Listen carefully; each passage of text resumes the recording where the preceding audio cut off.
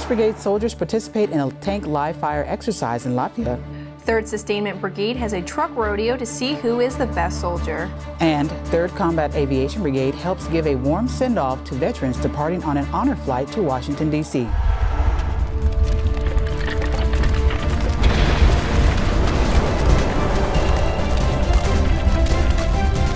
Welcome to this week's Marne Report. I'm Kaylin Kenny. And I'm Sergeant First Class Stephanie Weidman with the 188th Infantry Brigade Public Affairs. United States soldiers in Estonia took part in a live fire tank exercise as part of Operation Atlantic Resolve. 2nd Battalion, 7th Infantry Regiment, 1st Armored Brigade Combat Team demonstrated the combat power of the M1A2 Abrams tank for several distinguished guests from Estonia and the United States. Sergeant Dean Gannon brings us that story. Atlantic Resolve is a series of continuing exercises. We will do these for the coming months and into the foreseeable future. It's a great opportunity for us to train with our allies, and every time that we have one of these training opportunities, it provides us with the ability to learn more about each other, to improve our interoperability, and to enhance our chances of success in the future when it's time for us to operate. As we come together as a force, all of the NATO allies have different things that they bring to the table. And what we've done today is demonstrated for the people here in Estonia the capabilities of the Abrams tank. As we continue to move forward with our training, now they can integrate us into their training a little bit better. We can work to integrate them in our training, and we now know how we complement each other. Tanks can train anywhere. We've demonstrated with the Abrams the ability to reach out at some really impressive distances and destroy targets. We've also demonstrated that even in an urban environment, inside of city streets, that the Abrams is very effective. This is a great and frankly a historic day for the cotton balers of 2-7 Infantry. We had an opportunity to conduct an M1 platoon firing demonstration here in the central area in Tapa, and this is an opportunity for us to get our tanks integrated into some of the allied training that will continue here in Estonia over the coming weeks. A great opportunity to demonstrate to our allies the capabilities of the M1A2 Abrams.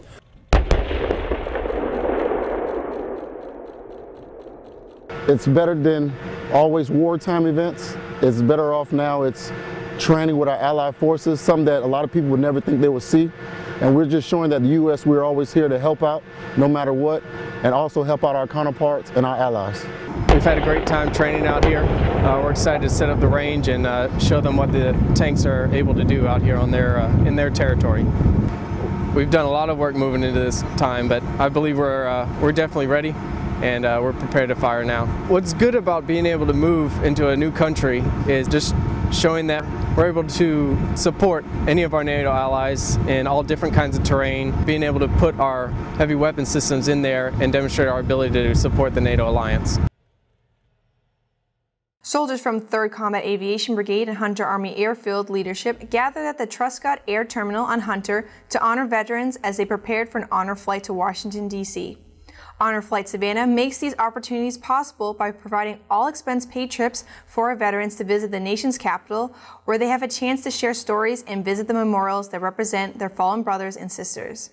Photojournalist Zach Renstrom brings us the story. And I think we would be remiss if we didn't, take this opportunity to say thank you, our World War II, Korean, and Vietnam War veterans. It's because of you that the current soldier today lives in an environment where we are so appreciated.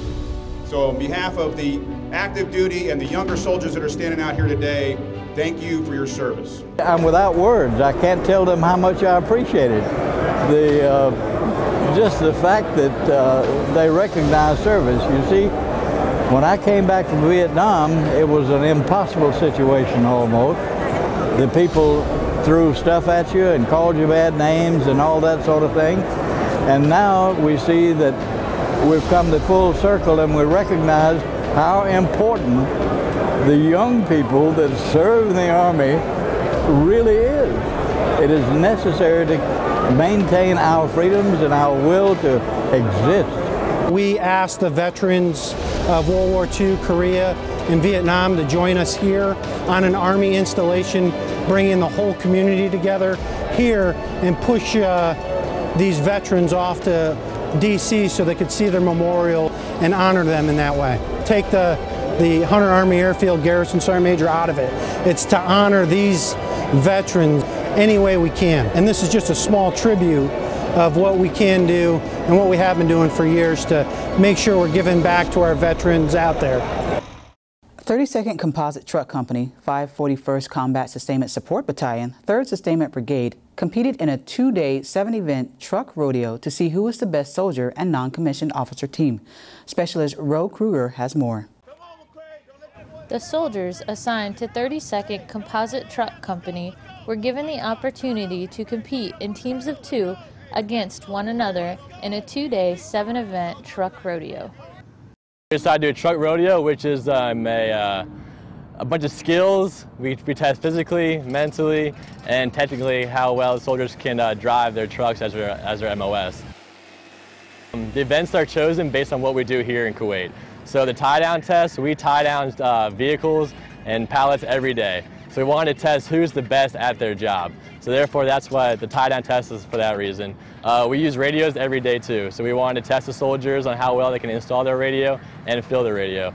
And then just for fun, the combat PT test involved tires and chains. And obviously as 88 mics, we always use tires and chains. So all of the tests involved what we do here in Kuwait on a daily basis.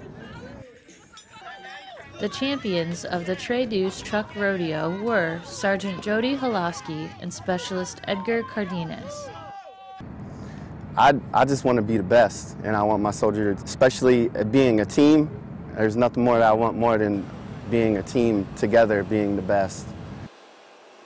At Camp Arifjan, Kuwait, this is Specialist Ro Prince Kruger. The May Blood Drive is fast approaching, and here to talk with us more about it is Command Sergeant Major Robert McCrae with the Fort Stewart Warrior Transition Battalion. Welcome, Sergeant Major. Hello, glad to be here. Well, thank you for being here. So can you tell us more about the mission of the Warrior Transition Battalion?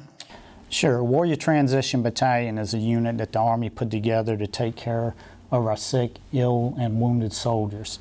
We'll help transition those soldiers back into the Army, or if they are not going to be able to continue service, their transition to a productive civilian life. Okay, so we got this blood drive coming up. I was a participant in the last one, and I am glad to be a participant in this one. So when is it? It is going to be the 27th of May at Newman Gym. Okay, and what do you hope the turnout to be? Well, last time we took in 66 units, and we're hoping to achieve at least 75 this time. Okay, so each unit helps how many people? Well, that varies based on the case, but with that, with the units that we bring in, 25% of those actually come back to Wynn Army Hospital. Awesome, that's awesome. So where can people learn to go more about the blood drive? It is posted on the Red Cross website. We will also have flyers posted in all the facilities across the installation, such as Newman Gym, the Education Center, and then we'll also have it posted on the media. Okay, and what about the Warrior Transition Battalion? Where can people go for that? The Warrior Transition Battalion will have our folks out passing out flyers. We'll have it posted in all our areas. The Soldier Family Assistance Center will have information there posted on where you can go and sign up. And then across the installation on various days, we'll have tables set up where you can sign up for that. Awesome. And we want to encourage folks to sign up for that because that helps them schedule that so they won't have a wait. Right. It is right before the 4-day weekend, so it is good to get that information early. Thank you for being here. Okay. One other thing I'd like to point out too is last time we did have some wait times, and we've doubled the staff this time so that there will be minimal wait times. But again, encourage you all to sign up for that ahead of time, and that will help us get everybody through there and have a great turnout. Okay, and the staff is very helpful. They made me feel really at ease, and I don't mind giving blood again. Yeah, I will be out there myself donating and helping folks sign up. Well, we'll see you there. Thank you for coming by the studio, Sergeant Major. Awesome, thank you. 3rd Infantry Division and 173rd Airborne Brigade Combat Team soldiers participated in the Parade of National Armed Forces in Latvia. Mark time! March! The parade is in celebration of Latvia's Independence Day and showcases the partnership between the U.S. and Latvia during Operation Atlantic Resolve. The safety of the community is important to Team Stewart. From April 27th to May 3rd, there were 5 DUIs and 3rd ID. 5 DUIs is 5 times we have failed our Marne community. Have some Marne pride. Don't drink and drive. Coming up on the Marne Report, a local elementary school is recognized by the U.S. Department of Education. I can't do this anymore. I can't do us. No, what's wrong with you? It's not feeling well. You are dealing with pain, anger, a heaviness. It feels like there is no way out. It seems like you are in this by yourself, battling alone. But you are part of one Army family, shoulder to shoulder with a community there to get you through these hard times. There is no shame, no guilt in seeking out help. So if you are struggling, feeling depressed, or even having thoughts of suicide, it is time to talk to someone. Your Army family is committed to finding you the strength and hope you need to rebound from adversity. Because, above all else, our most essential resource. Welcome back to the Marne Report. Are you looking for some fun things to do with your family? Then let's check in with Molly Cook, who's here to give us a look at an upcoming event.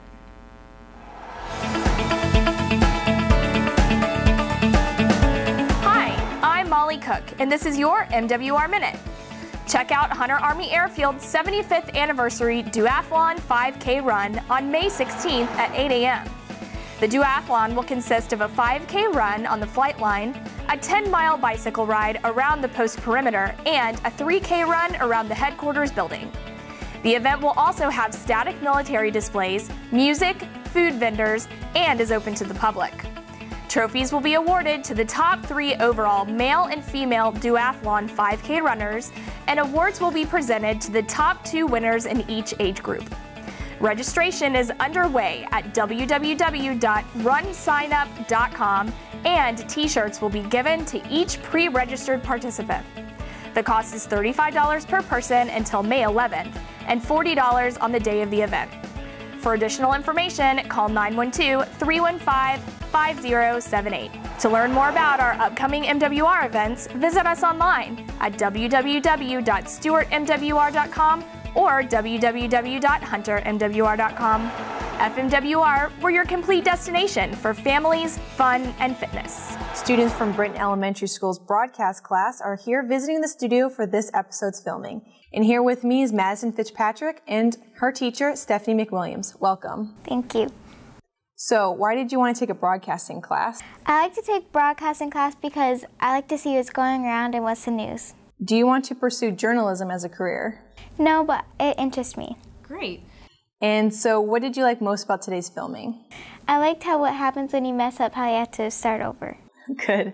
Well, thank you so much for stopping by the studio today. You're welcome. And Miss Stephanie McWilliams, why do you think it's important to teach broadcasting in elementary school?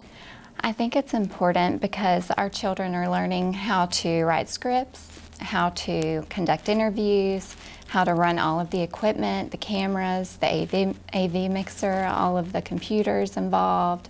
They're learning a lot of skills that they can use in their lives and hopefully in their careers. What's one thing that you teach in class you think is really important? The communication. It's very important in this day and age that they build people skills and the interviews and communicating with each other during broadcast. What are you hoping to take away from this trip? I hope the students see that they can do this as a career, and so I hope they see how important it is, the skills that they're learning, and they can take this with them. Great. Well, thank you so much for stopping by. Okay. Thank you. Thank you for having us. The Charles P. Murray Elementary School was recognized by the U.S. Department of Education as a Green Ribbon School. The award means that Murray Elementary has achieved excellence in 3 areas, including reducing environment impacts, improving health and wellness in the school, and providing an education that incorporates science, technology, engineering, and math, otherwise known as STEM. Students met with soldiers and STEM professionals during this year's Stemposium. Photojournalist Zach Renstrom had a chance to sit down with the principal of Murray Elementary and discusses what this recognition means.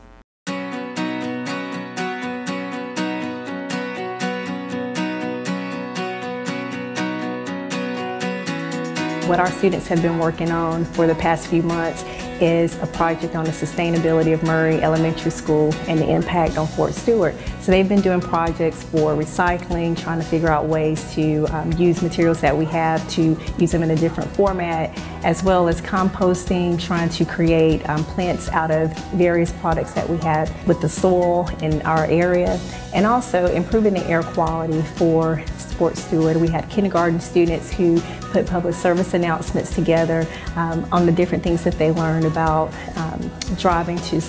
the impact of driving to school, smoking, just various things that impact our air quality. So the students have been really involved, and I think it's important for them to understand how they can have an impact on making our earth a better place.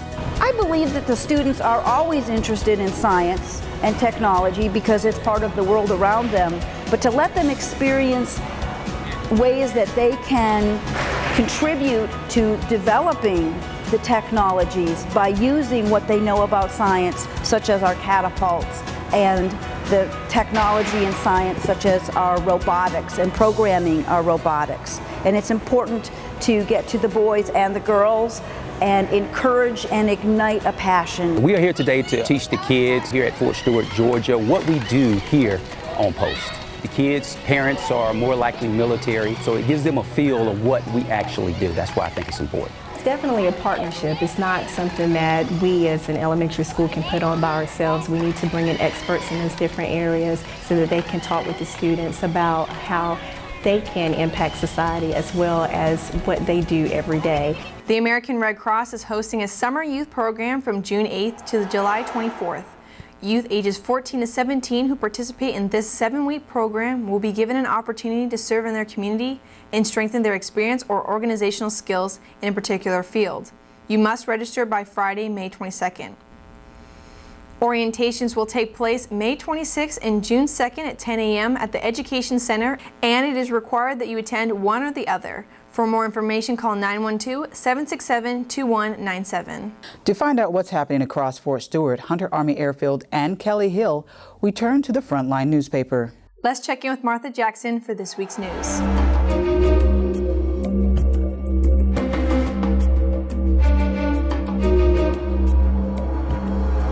Hello everyone, I'm Martha Jackson with FMWR standing in for Elvia Kelly, and I will be giving you the latest details from the front line. For the May 7th edition, you can expect to see how 1st Armored Brigade Combat Team grows stronger relationships with allies, see how Hunter hosts Honor Flight for Georgia veterans, and check out how Red Cross volunteers were honored.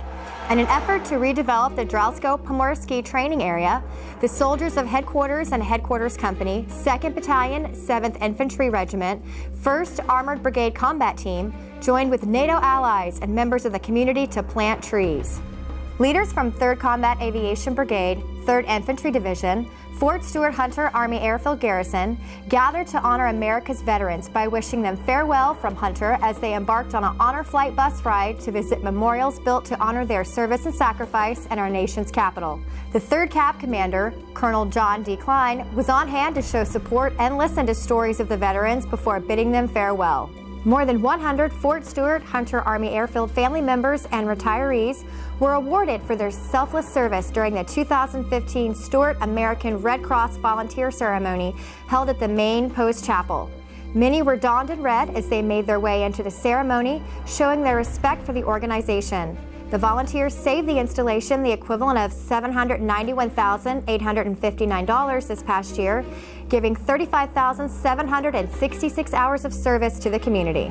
Join us on the Marne Report to catch the most current news and events found in the front line across Fort Stewart, Hunter Army Airfield, and online at our Team Stewart website at stewartfrontline.com. Coming up, DeVarty invites you to a day on the greens.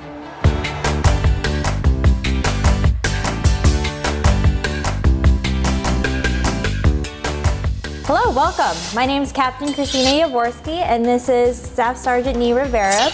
I'm a registered dietitian at Wynn Army, and she is my clinical NCOIC. So today we're going to be cooking light. What this is going to be is basically all these ingredients are going to make dishes that you could use in a slow cooker or a microwave. So that is the whole concept of cooking light, quick and easy meals that you can make in the comfort of your own barracks. And we will be cooking some slow cooker lasagna today.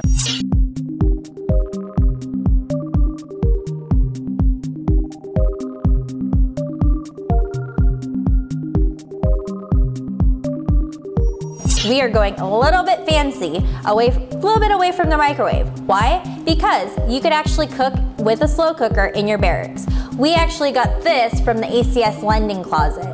I had to sign a receipt and everything, but it's pretty nifty and I could use it for most days of the week pretty much. So what we have here today is going to be 93% ground beef that we heat on high for 2 minutes and then we drained, okay? And then next we're just gonna mix up the rest of the ingredients with this. So I'm gonna go ahead and add my 1 onion.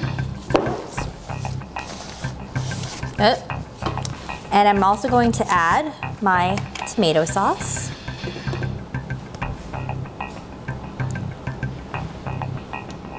Get all that in there. And tomato sauce is a great source of lycopene. Next, we're going to also add the tomato paste. Scoop that all in there.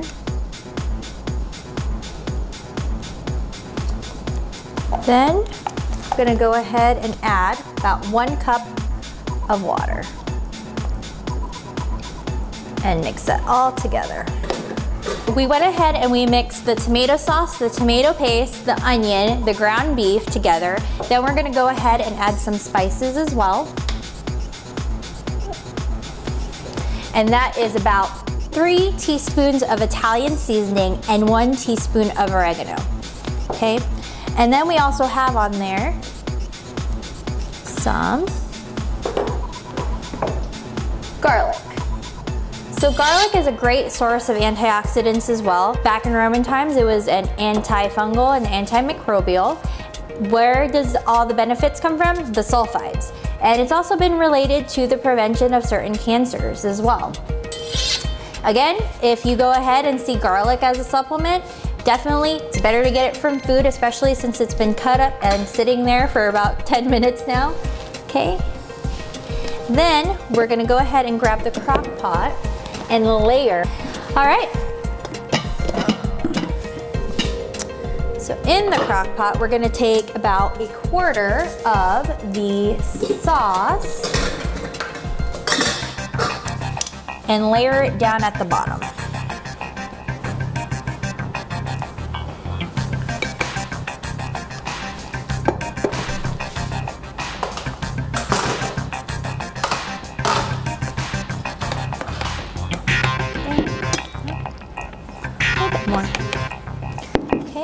Then we're gonna go ahead and take some spinach. Great source of calcium over here with the spinach. I'm just gonna put a layer there. Then I'm gonna go ahead and add some lasagna noodles. Now you might need to go ahead and break that up, but you wanna go for whole grain lasagna noodles, okay?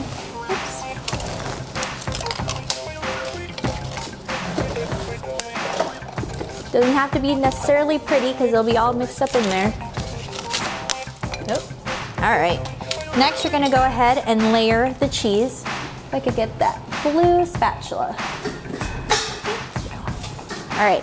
So this cheese is going to be a mixture of mozzarella cheese, cottage cheese, about 2% is what I use today, and some Parmesan cheese. So go ahead and layer that up top.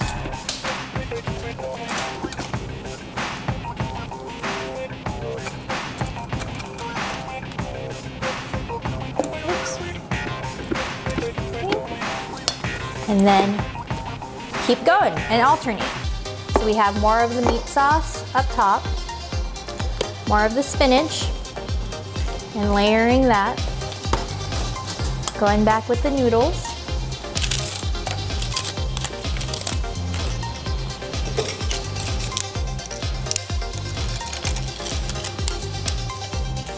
Adding more of the cheese.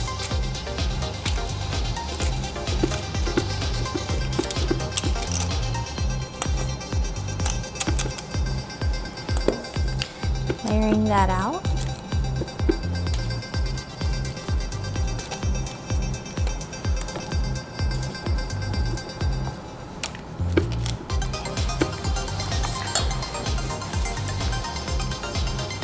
More sauce.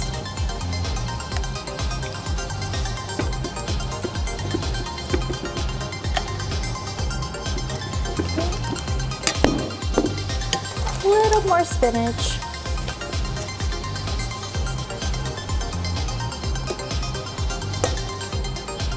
Nope, I forgot the noodles. It's all right, it'll work out.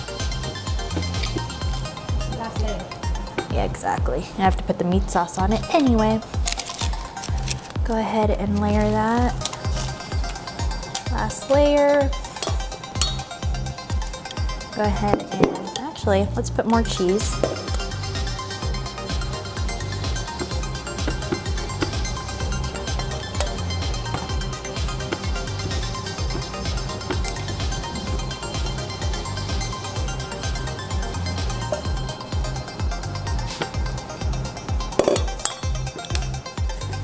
And finally, we top it off with the last of the meat sauce. So, you're probably thinking, hey, this is not going to feed one person. This is gonna feed a lot more people than that. So this makes about 8 servings, okay? So you could share it with your friends, and most of these ingredients, well actually all of these ingredients you could find at your local commissary. Okay, so we're gonna go ahead, put that on, and then we're gonna go ahead and plug it in and put it on low for about 4 to 5 hours. And so one of the nice things is if you wake up early enough, you could prepare that, right? First thing in the morning. So if you wanna go ahead and check out that recipe, it's going to be marnehealth.com, and you'll have several other recipes in there about how to cook in the microwave and in the slow cooker. Thank you very much, and I am Captain Yaworski, and this is Staff Sergeant Nee Rivera, and this is Cooking Light.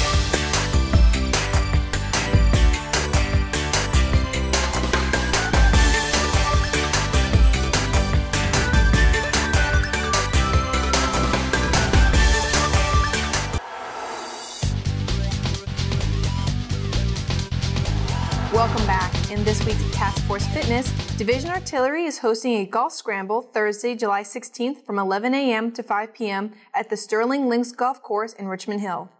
Registration and lunch begins at 11 a.m. and the scramble starts at 1 p.m. The event is open to the first 120 people to sign up or the first 30 teams. You must be registered and paid before July 10th. For more information, call Captain White at 912-767-4242. That's all for this week's Marne Report. You can watch the Marne Report in the morning at 5, 5:30, and 8 and 8:30, noon in the evening at 5 and 5:30, 9 and 11. Or, as always, check us out on the web at stewart.army.mil and subscribe to the Third ID YouTube channel so you never miss an episode. Have a great week. Rock of the Marne!